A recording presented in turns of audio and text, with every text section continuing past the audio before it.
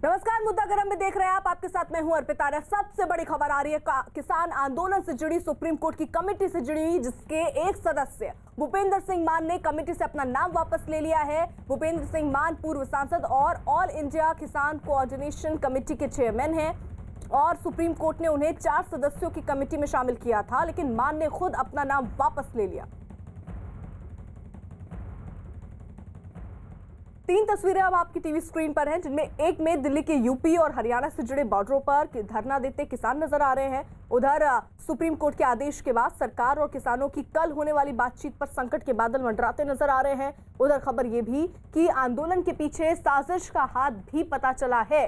खुफिया रिपोर्ट्स में ये पता चला कि खालिस्तानी संगठन सिख फॉर जस्टिस किसानों को भड़काने के लिए साजिश रच रहा है।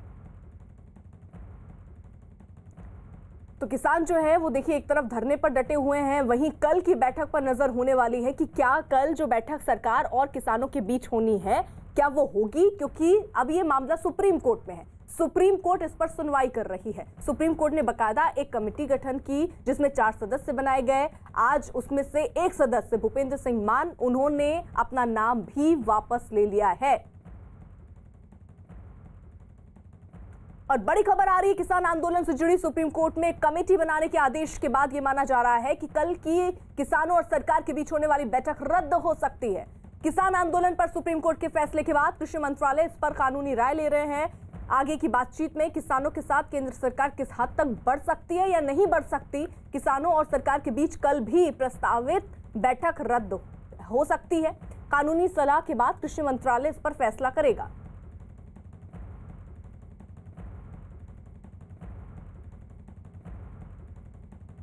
दिल्ली से विक्रांत यादव हमारे साथ हैं और गाजीपुर बॉर्डर से दीपक बिष्ट अब से थोड़ी देर में हमारे साथ होंगे। विक्रांत का जल्दी से रुख कर लेते हैं। विक्रांत, देखिए 4 सदस्यों की एक कमेटी बनाई गई जिसमें भूपेंद्र सिंह मान का नाम भी था। अब उन्होंने अपना नाम वापस ले लिया है, तो क्या अब एक बार फिर से सुप्रीम कोर्ट एक नए सदस्य की घोषणा कर सकता है और उसके बाद आगे की प्रक्रिया चालू हो सकती है? देखिए, बिल्कुल बड़ी विचित्र स्थिति बन गई है, क्योंकि सुप्रीम कोर्ट ने 4 सदस्य बनाए थे, जिसमें से भूपेंद्र सिंह मान एक सदस्य थे। और भूपेंद्र सिंह मान न केवल पूर्व राज्यसभा सदस्य रहे हैं, बल्कि किसानों के एक बड़े नेता रहे हैं। उनका एक बड़ा नाम रहा है और इस बिल को लेकर के उनकी एक अपनी राय भी थी। तो अब उनका एक बयान सामने आया है। उन्होंने एक प्रेस स्टेटमेंट जारी किया है जिसमें उन्होंने कहा कि जो लोगों के सेंटिमेंट्स हैं और जिस तरीके की बातें उनकी इस पद पर नियुक्ति होने के बाद सुप्रीम कोर्ट की कमेटी में आने के बाद से कही जा रही है, उन सबको देखते हुए वो अपने आप को इस कमेटी से अलग कर रहे हैं। हालांकि उन्होंने लिखा कि खेती और किसानी के मुद्दे को वो उठाते रहेंगे, वो उस मसले पर काम करते रहेंगे। लेकिन अब सवाल ये उठता है, क्योंकि सुप्रीम कोर्ट ने कहा था अपने आदेश में कि 10 दिनों के अंदर कमेटी अपना काम करना शुरू कर देगी और 2 महीने के अंदर कमेटी अपनी रिपोर्ट देगी। लेकिन कमेटी के 4 सदस्यों में से अगर एक सदस्य अपने आप को अलग कर लेता है तो अभी ये साफ नहीं हो पाया कि क्या कमेटी काम करेगी, क्योंकि सुप्रीम कोर्ट ने 4 सदस्यों की कमेटी बनाई थी। तो निश्चित तौर पर सुप्रीम कोर्ट को ये जानकारी दी जानी पड़ेगी कि 4 में से अब एक सदस्य साथ नहीं है, उसने अपने आप को अलग करने की बात की है। और उसके बाद जो सुप्रीम कोर्ट दिशा निर्देश देगा उसी के हिसाब से लगता है कि आगे कमेटी काम करेगी, क्योंकि कमेटी अपने आप में 3 सदस्य काम शुरू नहीं कर सकते। ऐसा तकनीकी रूप से ठीक नहीं लगता, क्योंकि सुप्रीम कोर्ट का निर्देश था 4 सदस्यों को लेकर के और उनके नाम भी सुप्रीम कोर्ट ने ही दिए थे। तो अब सुप्रीम कोर्ट के पास ये जानकारी जाएगी और उसके बाद ही लगता है कि इस मामले में कमेटी अपना काम शुरू कर पाएगी, क्योंकि कमेटी को एक बड़ा विचार विमर्श करना है। उसे तमाम जितने भी स्टेक होल्डर्स हैं, चाहे वो पक्ष के हों या फिर विपक्ष के हों, उन सभी से बातचीत करके अपनी एक रिपोर्ट सुप्रीम कोर्ट को देनी है। ठीक है, दीपक बिष्ट इस वक्त साथ है, गाजीपुर बॉर्डर पर मौजूद हैं। देखिए दीपक, किसानों के बीच भी बैठकों का दौर जारी है। किसान आगे की क्या रणनीति बना रहे हैं? क्या अगर सुप्रीम कोर्ट एक बार फिर से कमेटी का कोई सदस्य नियुक्त करती है तो क्या किसान अपनी राय रख सकते हैं कि भाई हम ये चाहते हैं कि ये नाम आगे आना चाहिए, क्योंकि पिछली बार तो उनके कोई वकील पहुंचे ही नहीं थे कोर्ट? देखिए, बिल्कुल निश्चित तौर पर किसान चाहेंगे कि इस बार जो बातचीत है उनकी कहीं ना कहीं आगे आए और इसको लेकर कहीं ना कहीं कोई ना कोई रणनीति जरूर इस वक्त बन रही होगी, क्योंकि ये कहा जा रहा था कि आज किसानों के बीच में जो उनके संगठन हैं वो इस पूरे मामले पर रणनीति बनाएंगे, क्योंकि वो भी चाहते हैं, क्योंकि एक दिन बाद यानी 15 जनवरी को बातचीत होनी थी, लेकिन 15 जनवरी की जो बातचीत है उस पर अभी कई विकल्प तलाशे जाने हैं। लेकिन किसान चाहते हैं कि वो भी बातचीत करके उनकी जो मांगे हैं उसको मनवाएं। और इसको लेकर 26 जनवरी से पहले सरकार भी चाहती है कि किसानों का आंदोलन जो है वो खत्म हो और किसी न किसी नतीजे पर जाकर खत्म हो। तो इसको लेकर किसानों की रणनीति क्या रहेगी, इसको लेकर यहाँ पर हालांकि किसानों का रुख उसी तरह से पूरी तरह से साफ है कि वो कमेटी में नहीं जाना चाहते और कमेटी से बातचीत नहीं करेंगे और उनकी 3 कानूनों को जो वापस लेने की मांग है उस पर वो अडिग है। यानी किसान अभी भी उन्हीं बातों को लेकर, अपनी मांगों को लेकर अडिग है यहाँ पर और डटे हुए हैं। उनका कहना है कि वो कमेटी से बातचीत नहीं करेंगे। अगर कमेटी से बातचीत नहीं होगी तो कैसे इसका सॉल्यूशन होगा, इसको लेकर वो इस बारे में कोई भी इत्तेफाक नहीं रखते। ठीक है विक्रांत, इस बीच ये भी आपसे जानना चाह रही हूँ कि देखिए सुप्रीम कोर्ट ने जो फैसला लेना है कमेटी को लेकर कि क्या कोई एक और सदस्य होगा, वो अभी देखना होगा सुप्रीम कोर्ट का फैसला। लेकिन क्या कल जो प्रस्तावित बातचीत है किसान और सरकार के बीच, क्या वो कल होगी? कानून के जानकार क्या कहते हैं? देखिए, सरकार के भी सूत्रों से और मंत्रालय, कृषि मंत्रालय के सूत्रों से भी हमारी कईयों से बात हुई, अधिकारियों से बात हुई। वो उनका ये साफ कहना है कि इस मामले में कोई क्लैरिटी अभी तक नहीं है। तो बैठक को लेकर के सस्पेंस बना हुआ है, क्योंकि सुप्रीम कोर्ट ने अपना जो आदेश दिया था उसमें ये कहा था कि कमेटी का गठन कर दिया गया है। कमेटी 10 दिनों में अपनी बातचीत शुरू करेगी और 2 महीने में अपनी रिपोर्ट देगी। हालांकि सुप्रीम कोर्ट ने अपने आदेश में कहीं भी सरकार और किसानों के बीच में चल रही बातचीत पर कोई रोक या स्टे नहीं लगाया था। लेकिन क्या सुप्रीम कोर्ट के उस आदेश के बाद जो कमेटी बनाने का आदेश था, क्या सरकार और किसानों के बीच बातचीत हो सकती है? इस बारे में विचार विमर्श मंथन चल रहा है मंत्रालय के अंदर भी, और एक बार जब कानूनी राय सामने आ जाएगी उसके बाद इस मसले का रुख साफ होगा। लेकिन अभी तक जो स्थिति दिखाई दे रही है, किसान आंदोलन के मुद्दे पर इस वक्त की 2 सबसे महत्वपूर्ण खबरें हैं। एक तो सुप्रीम कोर्ट की कमेटी से भूपेंद्र सिंह मान ने अपना नाम वापस ले लिया है, तो दूसरी तरफ सरकार और किसानों के बीच कल होने वाली बैठक भी रद्द हो सकती है, क्योंकि ये मामला सुप्रीम कोर्ट में चल रहा है और सुप्रीम कोर्ट ने एक कमेटी का भी गठन किया। उधर किसान आंदोलन की जो आज है वो बढ़ती जा रही है। करीब 50 दिनों से किसान कृषि सुधार कानून के खिलाफ आंदोलन कर रहे हैं। सरकार की तरफ से तमाम कोशिशों के बावजूद किसान है कि मानने को तैयार नहीं है, और इसकी वजह है आंदोलन के पीछे हो रही राजनीति। किसानों के बीच भ्रम फैलाया जा रहा है कि लगातार उन्हें सड़कों पर ही डटे रहना है।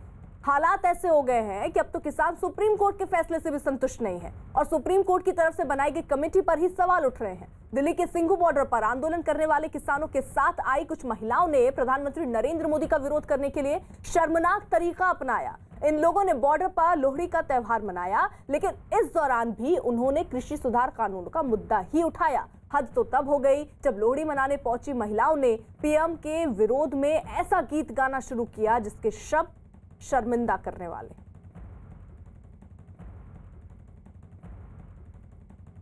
दीपक, देखिए यहाँ पर जो किसान हैं वो लगातार डटे हुए हैं और प्रधानमंत्री नरेंद्र मोदी के लिए ऐसी बातें कहना, जिस तरीके से आप विरोध कर रहे हैं वो सही है, लेकिन ऐसे शब्दों का इस्तेमाल करना ये दिखाता है कि ये किसान नहीं हो सकते। बिल्कुल निश्चित तौर पर देखिए, देश की गरिमा जो है प्रधानमंत्री हैं और प्रधानमंत्री की गरिमा को ठेस पहुंचाना कहीं ना कहीं ये गलत है। और इस तरह से जिन लोगों ने भी ये सब किया वो कहीं ना कहीं किसी न किसी राजनीतिक साजिश के प्रेरित लगते हैं, क्योंकि जिस तरह से उन्होंने पूरे लोहड़ी जैसे पावन पर्व पर इस तरह की बातों को रखा, इस तरह के गीत गाए हैं, वो कहीं से भी अच्छी तरह से नहीं कहे जा सकते। और यही वजह है क्योंकि पिछले कुछ दिनों से लगातार जो कई राजनीतिक दल इस पूरे किसान आंदोलन को हाईजैक कर भुनाने में जुटे हुए हैं, और यही वजह है कि इस तरह के गीत को वहाँ पर गाना कहीं ना कहीं उन्हीं की साजिश का एक हिस्सा लगता है। और यहाँ पर किसानों का जो अलग अलग संगठन है किसानों के, उनकी तरफ से ये कुछ नहीं हुआ, लेकिन जो लोग इस गीत को गाने लगे थे उनको रोकने वाला भी वहाँ पर कोई नहीं था। तो कुल मिला के ये कहना हुआ कि कहीं ना कहीं बड़ी जो राजनीतिक साजिश की वजह से ये सारी कुछ चीजें जो हैं। ठीक है, रहिए जरा साथ। देखिए, इसमें अब कोई शक नहीं रह गया है कि किसानों के कंधे पर बंदूक रखकर लेफ्ट पार्टियां जगह जगह प्रदर्शन कर रही हैं। किसानों के बहाने लेफ्ट संगठन अब खुलकर सरकार के खिलाफ बोल रहे हैं। तमिलनाडु के कोयम्बटूर में सीपीआई ने कृषि सुधार कानूनों के खिलाफ प्रदर्शन किया और कृषि सुधार की कॉपियां जलाई। मुद्दा किसानों का है, लेकिन आरोप है कि लेफ्ट हर जगह अपना एजेंडा चला रही है।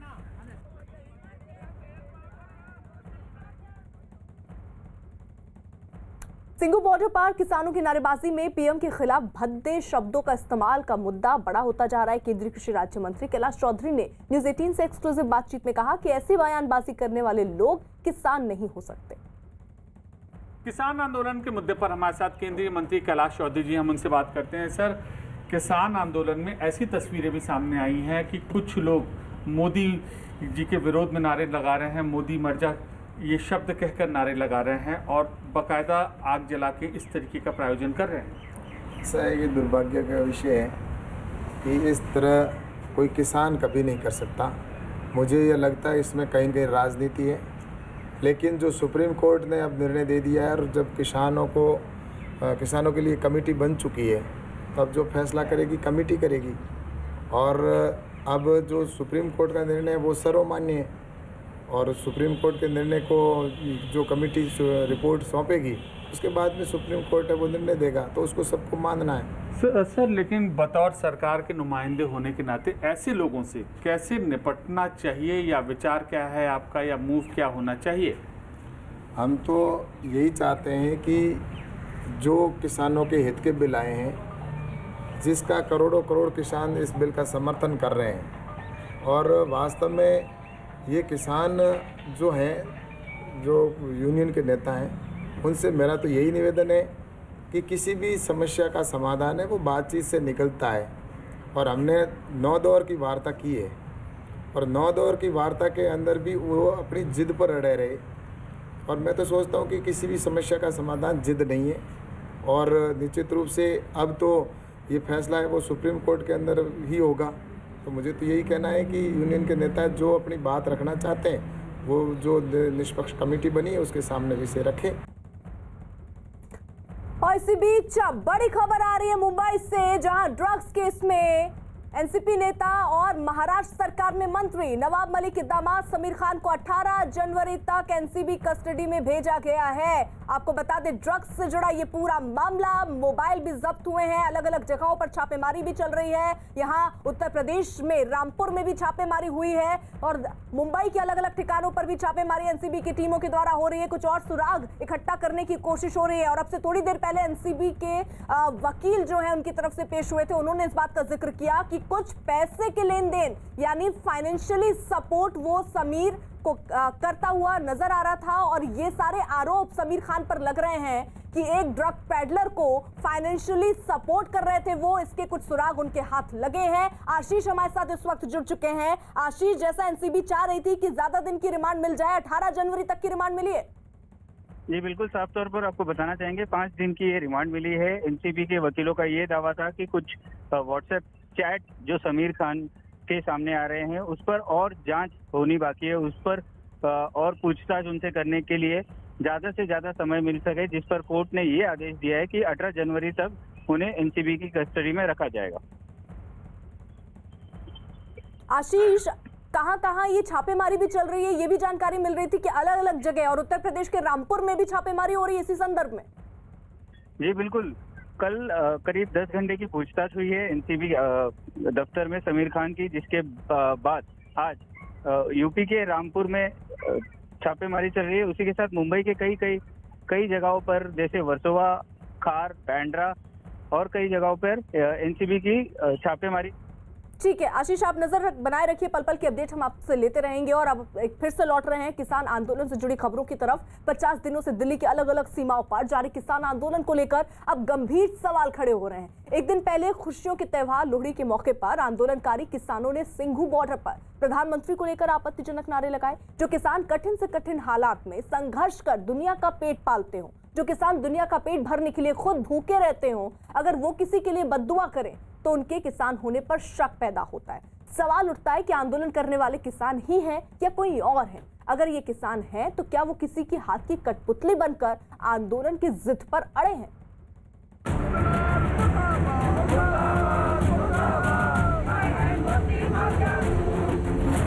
पहले सरकार के खिलाफ मुर्दाबाद के नारे,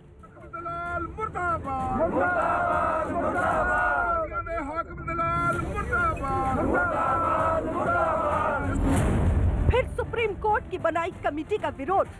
सुप्रीम कोर्ट वाला बनी खेती की उन्होंने कमेटी नहीं मनागे, उन्होंने बनी कमेटी नहीं मनागे। और अंत में पीएम के खिलाफ नफरत की पराकाष्ठा। मोदी मर जा तू, मोदी मर जा तू, मोदी मर जा तू, मोदी मर जा तू, मोदी मर जा तू, मोदी मर जा तू। ये है किसान आंदोलन, उनके नाम का आंदोलन, जिन्हें अन्नदाता कहा जाता है। जिन्हें दुनिया को पालने वाला कहा जाता है, जिन्हें दुनिया को जीवन देने वाला कहा जाता है। और मौका देखिए कौन सा है, लोहड़ी का। वो त्योहार जिसमें लकड़ी जलाकर आग के चारों ओर नाचते गाते हुए रेवड़ी, मूंगफली, खील, मक्की के दानों की आहुतियां दी जाती हैं। लेकिन जब नफरत की लकड़ी पर पेट्रोल की आहुति से देश के सबसे बड़े नेता की मौत की मन्नत मांगने का भूत सिर पर सवार हो तो भला और क्या दिखे और क्या मुंह से फूटे। जिस त्योहार को मनाने की परंपरा संत कबीर की पत्नी की यादों से जुड़ी हो, उसे मनाने के लिए आंदोलनकारी किसान दिल्ली की सिंघू बॉर्डर पर मंच नंबर 2 के पास इकट्ठा हुए। सूखी लकड़ियां जमा की गईं और इन लकड़ियों में आग लगाने के साथ ही आंदोलनकारियों में जोश भरने के लिए नारेबाजी शुरू हुई। इसमें कृषि सुधार कानूनों को खत्म कराने और गणतंत्र दिवस पर हर हाल में परेड करने के दावे किए गए। और फिर लकड़ियों में पेट्रोल और संसद के पास कानून की कॉपियों की आहुति दी गई।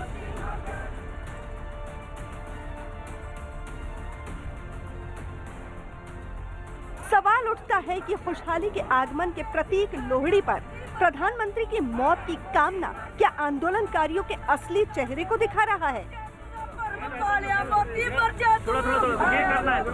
क्या आंदोलनकारियों की जिद के पीछे कोई छुपा हुआ एजेंडा है? क्या प्रधानमंत्री मोदी के खिलाफ देश भर में माहौल बनाने की साजिश रचने वालों के हाथों में किसान आंदोलन चला गया है? क्या किसानों के नाम पर आंदोलन केवल दिखावा है और क्या असली मकसद कुछ और है?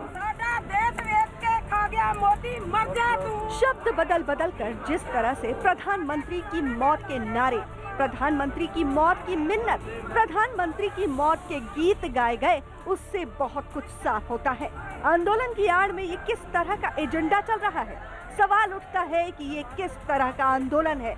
क्या देश के सबसे लोकप्रिय नेता और जनता के वोट से प्रधानमंत्री चुने गए किसी व्यक्ति के खिलाफ ऐसी नारेबाजी जायज है? प्रधानमंत्री को लेकर जिस तरीके के नारे लगाए जा रहे हैं वो दुर्भाग्यपूर्ण है। लेकिन साथ साथ मैं ये भी कहूँगा, किसानों के कितने बेटे इस प्रोटेस्ट के अंदर मारे गए, हर रोज मारे जा रहे हैं। सरकार ने अपने कान और आंखें बंद कर रखी हैं। उसका नतीजा क्या निकलेगा? लेकिन प्रधानमंत्री को चाहिए कि जल्द अज जल्द इनकी समस्या का समाधान करें। ऐसा पहली बार नहीं है जब किसान आंदोलन में प्रधानमंत्री के खिलाफ इस तरह की नारेबाजी हुई हो। इससे पहले भी किसान आंदोलन में ऐसे ही नारे और ऐसी ही नफरत के गीत गाए जा चुके हैं। यही नहीं, किसान आंदोलन के पोस्टरों पर ऐसे लोगों के चेहरे भी दिख चुके हैं जिन पर कई गंभीर आरोप लगे हैं। किसान आंदोलन को खालिस्तान समर्थक संगठनों से मदद मिलने का भी आरोप लगा है। जिस तरह से किसान आंदोलन की आड़ में कई विरोधी दल अपनी खोई हुई सियासी जमीन के लिए हाथ पैर मार रहे हैं, उससे आंदोलनकारियों की मंशा पर सवाल उठता है। एक दिन पहले देश ने लोहड़ी मनाई और अब मकर संक्रांति और पोंगल की धूम है। ये सभी त्योहार किसानों से जुड़े हैं। देश के कुछ राज्यों के किसान कृषि सुधार कानून के खिलाफ कड़कड़ाती ठंड में सड़कों पर बैठे हैं। ये किसी को अच्छा नहीं लग सकता, लेकिन सरकार की तरफ से लगातार बातचीत जारी रखने और सुप्रीम कोर्ट की पहल के बावजूद अगर किसान आंदोलन पर अड़े हैं तो सवाल उठना लाजमी है। सवाल ये कि इस जिद और मृत्यु गीत के पीछे कौन है? और बड़ी खबर आ रही है दिल्ली के सफदरजंग अस्पताल से, जहां आग लगने की खबर है। वहां की चौथी मंजिल पर आग लगी है और मौके पर मौजूद दमकल कर्मियों ने कुछ ही मिनट में आग पर काबू पा लिया है। तो ये तस्वीरें उस वक्त की जब ये आग लगी और काला धुआं बाहर की तरफ निकलता हुआ दिख रहा है सफदरजंग अस्पताल, क्योंकि यहाँ पर कई मरीज होते हैं। उन तक क्या कोई नुकसान पहुंचा? अभी जैसी खबरें आ रही हैं हम आप तक पहुंचा रहे हैं। इस बीच हमारे साथ हमारे सहयोगी दीपक बिष्ट जुड़ चुके हैं और जानकारी के साथ। दीपक, कैसे लगी है आग? देखिए, अभी तक ये माना जा रहा है कि शॉर्ट सर्किट की वजह से ये आग लगी है, क्योंकि लगभग 1:23 पर दमकल विभाग को ये सूचना मिली थी कि जो सफदरजंग अस्पताल है उसके नर्सिंग रूम में चौथे फ्लोर पर ये नर्सिंग रूम था और यहाँ पर अचानक आग लगी है। आग तक पहुँचने के लिए जब तक दमकल की गाड़ियाँ आती, लेकिन तब तक ये आग काफ़ी धड़क चुकी थी। और जिस तरह से आप विजुअली आप देख सकते हैं कि कितनी खतरनाक आग थी, क्योंकि धुआं भी आ रहा था, साथ ही दूसरे जो केबिन थे उनको खाली कराया गया था, क्योंकि एहतियातन ये सब कराना अस्पताल में बहुत ज़रूरी होता है, क्योंकि इससे पहले भी एम्स अस्पताल में इस तरह की आग लगी थी जिसमें मुश्किल से आग पर काबू पाया गया था। तो सफदरजंग अस्पताल में दमकल की टीमें पहुंची और उसके बाद उन्होंने आग पर काबू पाया और बड़ी मुश्किल से, कहा जाए तो बड़ी आग को जो है तुरंत ही काबू में करके सुरक्षित रूप से अस्पताल को बचाया गया है, क्योंकि अस्पताल में एक वार्ड में आग लगने का मतलब होता है कि कई सैकड़ों मरीजों को इधर से उधर करना। तो यहाँ पर जो दमकल विभाग की टीम है उसने एहतियातन यहाँ पर आग पर काबू पाया है और ये बताया जा रहा है कि शॉर्ट सर्किट की वजह से ये आग लगी थी, जिसके बाद इस पर काबू पाया गया है। जी अर्पिता। यानी दीपक, किसी प्रकार की कोई नुकसान की खबर नहीं है? देखिए, नुकसान की अभी तक नुकसान का आकलन नहीं कहा जाएगा, क्योंकि जो रूम था वो नर्सिंग रूम था और वहाँ पर नर्सेज के स्टाफ का जो है सामान वगैरह रखा रहता था। तो नर्सिंग रूम में जिस तरफ ये आग लगी थी उस तरफ सबको हटाया गया था और उस आग लगने के बाद सभी को आगे जो साथ के वार्ड थे उनको खाली कराया गया। उसके साथ दमकल विभाग की टीमें सफदरजंग अस्पताल पहुंची और लगभग 5 मिनट कहा जा रहा है दमकल विभाग की तरफ से कि आग पर काबू पा लिया गया था। लेकिन एहतियातन इतनी बड़ी आग को अगर जल्दी काबू में पाया गया तो उसका पूरा श्रेय दमकल विभाग को जाना चाहिए, क्योंकि स्टाफ की मौजूदगी के साथ सभी को तुरंत वहाँ से हटा लिया गया था ताकि कोई बड़ी अनहोनी ना हो सके। अर्पिता। ठीक है दीपक, आप नजर बनाए रखिएगा। तो ये चौथी मंजिल पर आग लगी थी और ये बताया जा रहा है वक्त रहते ही आग पर काबू पा लिया गया। शॉर्ट सर्किट की वजह से ये आग लगी। अभी तक जो जानकारी सामने आ रही है उसके मुताबिक सभी लोग सुरक्षित हैं।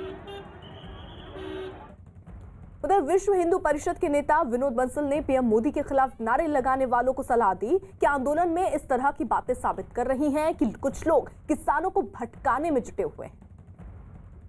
लोगों की अपनी अपनी बुद्धि है, मुझे लगता है इसमें मैं कमेंट करना उचित नहीं है, क्योंकि अभी ये हर्ष का माहौल है। इसमें मुझे लगता है कि जो लोग, जिन लोगों को राजनीति करनी है, जिन लोगों ने नेगेटिविटी देखनी है, जिन लोगों ने प्रगति के साथ नहीं खड़ा होना, तो वो कुछ भी करेंगे। अब ये तो अभिव्यक्ति की स्वतंत्रता है ना जी, लेकिन ये देश की जनता अच्छी तरह जानती है कि क्या ठीक है क्या गलत है।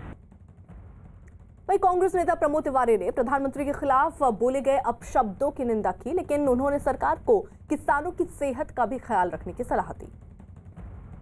मुझे नहीं मालूम, ना इसके बारे में मालूम है ऐसा कुछ हुआ। मैं सिर्फ इतना जानता हूँ, मैं वो राजनीति जानता हूँ, कांग्रेस वो राजनीति जानती है जहाँ हम राजनीतिक रूप से दूसरे की विपरीत विचारधारा के भी स्वास्थ्य और लंबी उम्र की कामना करते हैं। यही हम सरकार से भी उम्मीद करते हैं। 100 से ज़्यादा किसानों की मौत हो चुकी है आत्महत्या की। और इसी बीच बड़ी खबर आ रही है किसान आंदोलन से जुड़ी। खुफिया एजेंसियों को जानकारी मिली कि ब्रिटेन और कनाडा में पिछले 2 महीने में आधा दर्जन ऐसे प्रदर्शन किए गए जिनकी आड़ में देश विरोधी गतिविधियों को भड़काने की कोशिश की गई। सूत्रों के मुताबिक इन सभी प्रदर्शनों के पीछे खालिस्तानी संगठन सिख फॉर जस्टिस का हाथ था। पुख्ता जानकारी मिलने के बाद भारत सरकार ने सिख फॉर जस्टिस के खिलाफ सख्त कार्रवाई करने की तैयारी कर ली है और संगठन की वेबसाइट पर पहले ही बैन लगाया जा चुका है और अब इसके सदस्यों से जुड़ी संपत्ति का ब्यौरा जुटाया जा रहा है ताकि अंतर्राष्ट्रीय स्तर पर सिख फॉर जस्टिस नाम के संगठन पर नकेल कसी जा सके। विक्रांत यादव हमारे सहयोगी इस वक्त जुड़ चुके हैं ताजा अपडेट के साथ। विक्रांत, ये बिल्कुल सिख फॉर जस्टिस को लेकर के भारत सरकार की तरफ से, भारत सरकार के सबसे बड़े कानूनी अधिकारी होते हैं अटॉर्नी जनरल, उन्होंने सुप्रीम कोर्ट में इस बात की पुष्टि की थी कि जो किसान आंदोलन हो रहा है वहाँ पर ऐसे लोगों की मौजूदगी, उनके पोस्टर देखे गए थे। तो इससे एक अंदाज़ा लगता है कि सरकार के पास पूरी इंटेलिजेंस रिपोर्ट है जिसके बारे में सरकार ने कोर्ट में भी उसकी पुष्टि की थी। दूसरी बड़ी बात कि सरकार पहले भी कई बार कह चुकी है कि कई मौक़ों पर इस तरीके की घटनाएँ देखी गई हैं और जब से किसान आंदोलन शुरू हुआ है तब से विदेशों में, खास तौर पर कनाडा में, यूके में कुछ ऐसी जगह कई ऐसे प्रदर्शन हुए जिनको लेकर के पूरी तरीके से संदेह है कि सिख फॉर जस्टिस जो संगठन है उसके जरिए वो आयोजित करवाए गए। और जिस तरीके से कनाडा में वहाँ पर उनकी भागीदारी देखी गई, वहाँ की सरकार की एक तरह से कहा जा सकता है कि उनके खिलाफ कोई कार्रवाई नहीं होते हुए दिखाई दी। उससे ये भी आरोप लगे थे कि कनाडा सरकार पर कहीं ना कहीं कट्टरपंथियों का दबाव है और उसको लेकर के भारत ने आधिकारिक रूप से अपना एक बड़ा विरोध भी जताया था। ठीक है विक्रांत, आप रहिए साथ। देखिए, किसानों के कंधे पर बंदूक रखकर लेफ्ट की पार्टी जगह जगह प्रदर्शन कर रही है। केंद्रीय मंत्री मुख्तार अब्बास नकवी के मुताबिक भी किसान आंदोलन के झंडे के पीछे लेफ्ट अपना एजेंडा चला रही है।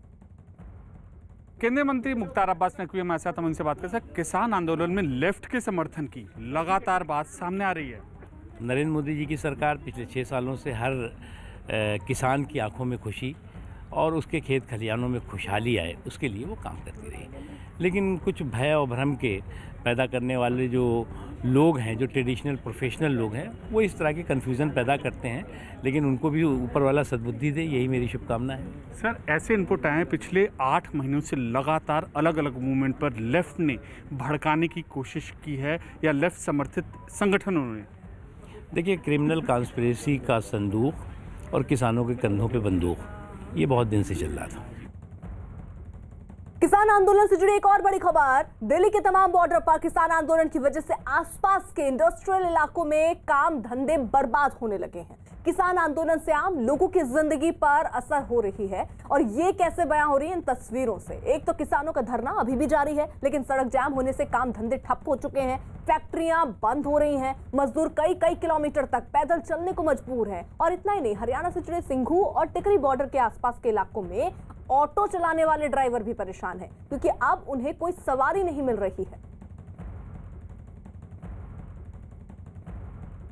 तो ये अलग अलग तस्वीरें हम आपको दिखा रहे हैं कि किस तरीके से जो मजदूर हैं, जो रोजी रोटी कमाते हैं, हर रोज काम पे जाते हैं और पैसे कमाते हैं, उन्हें अब काम नहीं मिल रहा है क्योंकि फैक्ट्रियां बंद हैं। वहीं दूसरी तरफ ऑटो चालक जो हैं वो भी परेशान हैं, लोग नहीं मिल रहे हैं, सवारियां नहीं मिल रही हैं। लेकिन धरने पर किसान अड़े हुए हैं, वो लगातार बॉर्डरों पर जमे हुए हैं। दीपक बिष्ट हमारे साथ हैं। दीपक, क्या कोई वैकल्पिक रास्ता वहां पर खोला गया है, क्योंकि आप गाजीपुर बॉर्डर पर इस वक्त मौजूद हैं? जरा तस्वीरें दिखाइए।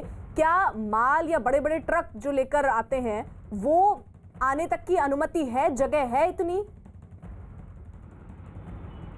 देखिए अर्पिता, मैं दिखाना चाहूँगा गाजीपुर बॉर्डर पर अगर गाजियाबाद से दिल्ली की तरफ जाते हैं तो इस तरफ मैं दिखाना चाहूँगा जो ये ट्रैफिक आपको मूवमेंट दिखाई दे रहा है, ये किसानों की इस वाहनों की टुकड़ी के बीच का ये हिस्सा है और दोनों तरफ ट्रैक्टर ट्रॉलियाँ रखी हैं, स्टैंड लगाए गए हैं। आप देख सकते हैं यहाँ से जो दूसरा रास्ता है वो यहाँ से दिखाई देगा। एक बाइक सवार आपको जाता हुआ दिख रहा है, ये रूट जो है दिल्ली की तरफ जा रहा है। अगर वैशाली से आते हैं गाजियाबाद के रास्ते तो इस तरफ से दिल्ली जा सकते हैं और यहाँ से गाजियाबाद जा सकते हैं। जो रूट है वैकल्पिक तौर पर ये खोले गए हैं क्योंकि शुरुआती दिन से ही लगातार किए गए थे और यही वजह थी कि ताकि लोगों को परेशानी ना हो, क्योंकि लोग काफ़ी समय से परेशान थे, जो आसपास के लोग हैं दिल्ली में काम करते हैं, और इसको लेकर यहाँ पर पुलिस के द्वारा वैकल्पिक रास्ते दिए गए थे और किसानों को समझाया गया था। क्योंकि शुरुआती दौर में किसानों ने इस रूट को बंद किया था, लेकिन धीरे धीरे प्रशासन ने बातचीत के बाद इस रास्ते को खुलवाया है ताकि जो आवाजाही लोगों की, जो आसपास के लोग हैं दिल्ली एनसीआर में रोज अपने काम के लिए निकलते हैं, उनको। आंदोलन के पीछे लेफ्ट की साजिश का आरोप।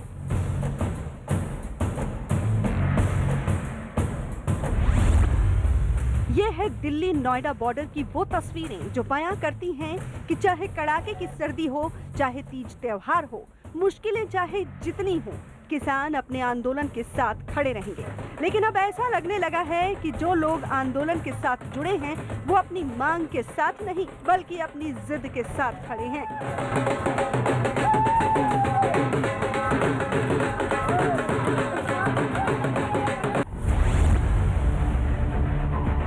बॉर्डर पर बैठे इन किसानों को आज पूरे 50 दिन हो गए हैं। कितनी ही बातचीतों के दौर चले, कितने ही रास्ते सुझाए गए, यहाँ तक कि सुप्रीम कोर्ट ने भी किसानों की मदद करने की कोशिश की, लेकिन किसान हैं कि घर लौटने को तैयार ही नहीं। किसान सड़क पर हैं और परेशानी दूसरों को उठानी पड़ रही है। सबसे ज्यादा परेशानी हो रही है बॉर्डर के आसपास के इलाकों में बसे इंडस्ट्रियल एरिया में मौजूद कारोबारियों को, फैक्ट्री मालिकों। और अब खबर राम मंदिर पर हो रही राजनीति से जुड़ी। जल्द ही राम मंदिर का निर्माण शुरू होने वाला है और इसको लेकर तैयारियां तेज हैं। राम मंदिर के लिए चंदा जुटाने का अभियान कल से शुरू होगा। 44 दिनों के इस अभियान के दौरान वीएचपी ने 65 करोड़ लोगों तक पहुंचने का लक्ष्य रखा है और इस अभियान में मंदिर निर्माण के लिए लोगों से आर्थिक योगदान किया जाएगा। लेकिन कुछ पार्टियां हैं जो अब भी इस पर सियासत करने से बाज नहीं आ रही हैं। समाजवादी पार्टी के नेता अब मंदिर के चंदे को लेकर बेतुके बयान दे रहे हैं। कांग्रेस भी चंदे पर सवाल खड़े कर रही है। कांग्रेस ने डिजिटल दौर में चंदे के लिए कैश लेने पर ऐतराज जताया। राजस्थान के परिवहन मंत्री प्रताप खाचरियावास का कहना है कि बीजेपी के पास पहले से ही इतने पैसे हैं कि वो उन्हें चंदा इकट्ठा करने की जरूरत नहीं है।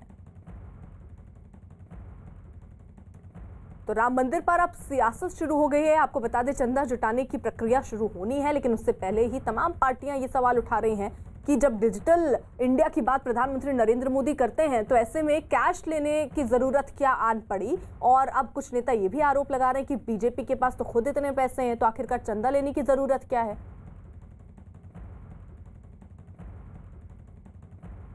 किसके राम, बड़ा सवाल। लेकिन मध्य प्रदेश में अब बीजेपी के साथ कांग्रेस भी राम के लिए एक काम कर रही है, और वो काम है राम मंदिर निर्माण के लिए पर्चा।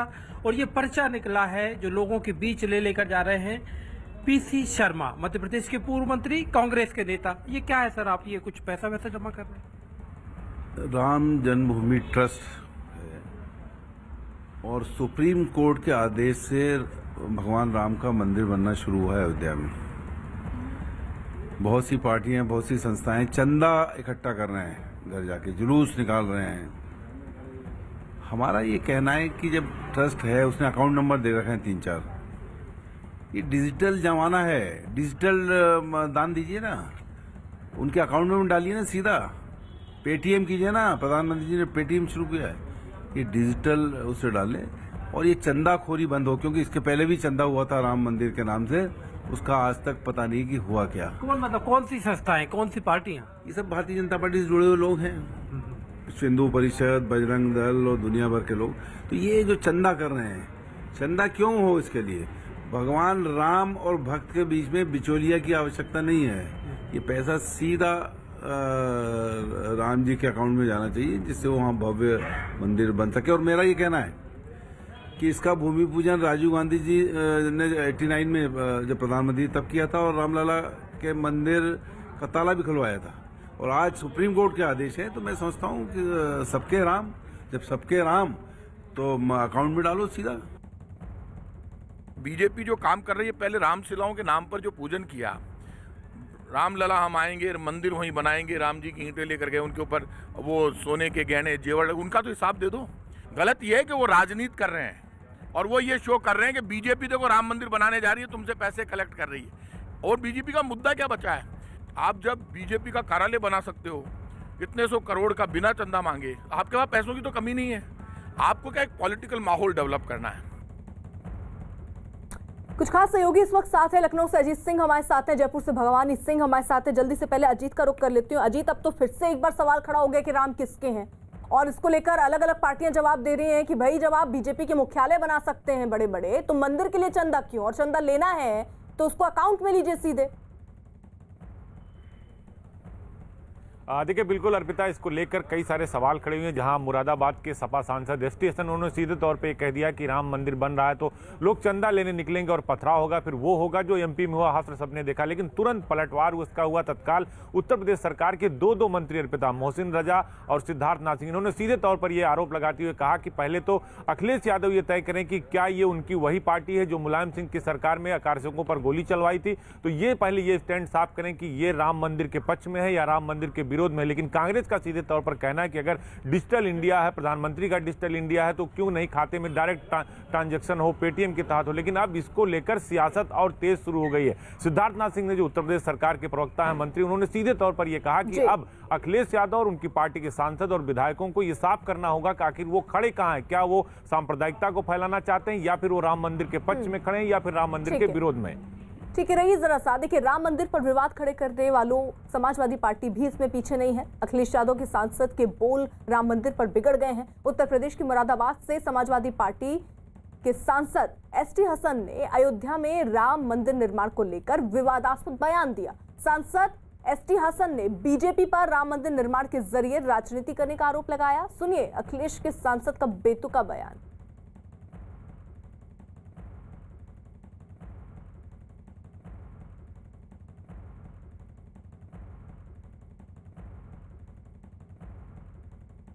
इन्हीं के लोग जब चंदा लेने निकलेंगे तो चंद बिके हुए मुसलमानों से इनसे पथराव करा देंगे। पथराव के बाद उनके साथ जो हशर हुआ मध्य प्रदेश में, वो आपने देखा। वो मैसेज दे रहे हैं हिंदू कम्युनिटी को कि हम भी हशर कर सकते हैं। पथराव करने वाले भी यही थे और उनको हशर बिगाड़ने वाले भी यही थे। इस बयान के बाद सवाल उठता है कि समाजवादी पार्टी राम मंदिर के साथ है या मंदिर बनने के खिलाफ है। पार्टी नेता के बेतुके बयान के बाद अखिलेश यादव की मुश्किलें बढ़ने वाली हैं। बीजेपी ने अब अखिलेश से पार्टी के सांसद के बयान पर स्टैंड पूछा है कि आखिरकार वो क्या कह रहे हैं। हमारे साथ सरकार के मंत्री सिद्धार्थनाथ सिंह जी मौजूद हैं। सर, एसटी हसन का बयान राम मंदिर और फिर पथराव, इसको किस तरह देखते हैं? देखिए, दुर्भाग्यपूर्ण बयान है और समाजवादी पार्टी वही पार्टी है जिन्होंने राम भक्तों के ऊपर गोलियां भी चलाई थी मुलायम सिंह के टाइम पे। और आज जब शांतिपूर्वक सब कार्रवाई हो रही है, पूरे देश ने, उत्तर प्रदेश की हर जनता ने और मुस्लिम समाज ने, सब ने वो कोर्ट के ऑर्डर को एक्सेप्ट किया है। अब भव्य राम मंदिर का निर्माण भी शुरू हो गया है। अब वो सांप्रदायिक एजेंडा लगा रहे हैं। पहले तो सांप्रदायिक एजेंडा था कि निर्णय जो आना था उस पर भी सांप्रदायिकता कर रही थी समाजवादी पार्टी। आज जब मंदिर बन रहा है, भव्य मंदिर बन रहा है, तो उनके सांसद फिर सांप्रदायिक का एजेंडा लगा रहे हैं। वहाँ पे कहीं कुछ चीज़ हुई नहीं है तो मनगढ़ंत कहानियाँ बना के वो सांप्रदायिकता पैदा करना चाहते हैं। तो ये दुर्भाग्यपूर्ण है और मेरे ख्याल से अखिलेश यादव जी को अब स्पष्ट करना चाहिए कि समाजवादी पार्टी खड़ी कहाँ है पूरे राम मंदिर के ऊपर, और बयानबाजी नहीं। और आपके जो सांसद हैं या विधायक कोई सांप्रदायिक एजेंडा चलाना चाहते हैं तो आपका क्या मत है, इसके बारे में उनको स्पष्ट करना चाहिए। हमेशा की तरह राम मंदिर का विरोध करने वाली समाजवादी पार्टी और उनके सांसद ने जिस तरह से आज बयान दिया है और ये कहा है कि अब राम मंदिर निर्माण हो रहा है तो लोग चंदा लेने निकलेंगे, उन पर पथराव होगा। ये वही लोग हैं जिन्होंने श्री राम मंदिर के विरोध में, जब माननीय मुलायम सिंह यादव जी की सरकार थी, तब कार सेवकों पर गोली चलवाई थी। आज पत्थर चलवाने की बात कर रहे हैं और सीधी तौर पर श्रद्धालुओं को धमकाने की बात, प्रभु श्री राम में आस्था रखने वाले लोगों को धमकाने की बात है। ये अखिलेश यादव जी को अपना स्टैंड साफ करना चाहिए कि वो राम मंदिर निर्माण के साथ है या राम मंदिर निर्माण के विरोध में है। अजीत, समाजवादी पार्टी का क्या स्टैंड है इस पर, इनके बयान पर? अभी तक कुछ साफ हो पाया? उनकी तरफ से आधिकारिक तौर पर कुछ कहा गया? देखिए, बिल्कुल समाजवादी पार्टी के बड़े नेताओं से हमने बात करने की कोशिश की तो वो सीधे कतरा रहे हैं, वो इस पर कोई भी टिप्पणी नहीं करना चाह रहे हैं। हालांकि बीजेपी ने पलटवार किया क्योंकि जिस तरह से बयान दिया है एसटी हसन ने, काफ़ी बेतुका बयान दिया, उसको लेकर बीजेपी लगातार अटैक कर रही समाजवादी पार्टी के ऊपर और कांग्रेस ने भी इस बयान को निंदनीय कहा। तो निश्चित तौर पर सपा की तरफ से अभी कोई बयान नहीं आया। जो सपा के प्रवक्ता हैं या बड़े नेता, उनसे बात करने की कोशिश की गई तो सीधे तौर पर उन्होंने बोलने से इनकार कर दिया, क्योंकि जिस तरह से घेराबंदी की है बीजेपी ने, सीधे तौर पर जो सरकार के दो मंत्री हैं, सिद्धार्थनाथ सिंह, मोहसिन रजा, अर्पिता, उन्होंने साफ तौर पर कहा कि ये वो लोग हैं जो सीए एनआरसी के दंगों में हमने अनुमति दी, जो इन्होंने पीछे से पथराव किया। तो भवानी, राजनीति तो देखिए वहां पर भी शुरू है, वहां पर भी मंत्री सामने आ रहे हैं और कह रहे हैं भाई आप डिजिटल इंडिया की बात करते हैं तो पैसे फिर कैश क्यों लिए जा रहे हैं? देखिए अर्पिता, राम मंदिर एक आस्था से जुड़ा हुआ मुद्दा है और कांग्रेस हो या तमाम विपक्षी दल है, उनको ये लगता है कि जो ये अभियान होगा राम मंदिर के लिए चंदे का, उनको लगता है कि इससे फ़ायदा होगा, बीजेपी को पॉलिटिकल फ़ायदा होगा। लड़ाई इस बात को लेकर है कि पॉलिटिकल माइलेज बीजेपी को नहीं मिले, कहीं ऐसा नहीं हो कि घर घर पहुंच रही है तो कहीं बीजेपी घर घर पहुंच रही है। राजस्थान के परिवहन मंत्री प्रताप सिंह खाचरियावास कहते हैं कि ये तो कैंपेन ही इसलिए है कि बीजेपी अपना कैंपेन कर रही है, इस बहाने घर घर पहुँचने का। पैसों की कोई कमी नहीं है, पैसे फंड ट्रस्ट के पास में भी है, बीजेपी के पास में भी व्यवस्थाएँ हो सकती है, फंड की ज़रूरत ही नहीं है। तो इससे कहीं ना कहीं कांग्रेस को ये परेशानी हो रही है। ये लग रहा है कि ऐसा ना हो कि राम मंदिर से जुड़ा हुआ जो मसला है, जो ट्रस्ट का पैसों का कलेक्शन का जुड़ा हुआ, जिसमें बीजेपी की टीमें या वीएचपी की टीमें घर घर जाएगी, उसका फायदा सीधा कहीं बीजेपी को पॉलिटिकली नहीं मिलेगा। कुल मिलाकर ये सियासत जो है वो शुरू हो चुकी है और अब बयानबाजियों के दौर भी शुरू होंगे। कोरोना महामारी ने आपसी सहयोग की भावना को एक नई मजबूती दी है ताकि पूरा देश एकजुट होकर इस संकट का मुकाबला कर सके। जल्द ही टीकाकरण अभियान भी शुरू होने वाला है। हम सबको फिर से मिलकर इस वायरस को हराना है। इस लड़ाई में नेटवर्क 18 भी हर कदम पर आपके साथ है। हमारे अभियान संजीवनी और शॉर्ट ऑफ लाइफ का भी यही मकसद है कि कोई सुरक्षित नहीं अगर हर कोई सुरक्षित नहीं। नेटवर्क 18 की इस पहल का उद्देश्य है कि हर भारतीय की वैक्सीन तक पहुंच हो। अगले कुछ दिन में हमारी ये पहल कोरोना के खिलाफ लड़ाई में जन आंदोलन बनकर रूप देगी।